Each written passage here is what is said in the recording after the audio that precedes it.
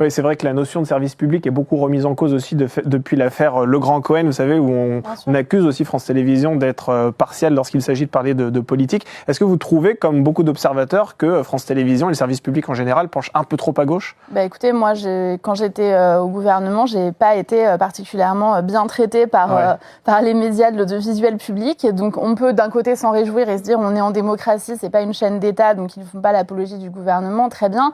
Maintenant, par exemple, quand tous les matins, je mettais France Inter et que j'entendais les humoristes de France Inter faire des plaisanteries graveleuses à mon endroit, extrêmement sexistes, si elles avaient été faites dans une émission de Pascal Praud, je pense qu'il y aurait eu des signalements à l'Arcom et que moi, j'étais en présence de mes filles et je devais leur expliquer le sens de dire Marlène Schiappa est passée sous le bureau pour devenir ministre. Haha, c'est tellement drôle.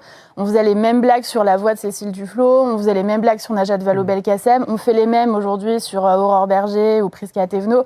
Si vous voulez, cette espèce de sexisme vis-à-vis des femmes en politique, il existe aussi dans l'audiovisuel public. Donc à un moment, si c'est un audiovisuel d'intérêt général, ce serait bien d'être un peu exemplaire, au moins sur ces sujets-là, qui font partie de la ligne normalement de ces radios-là.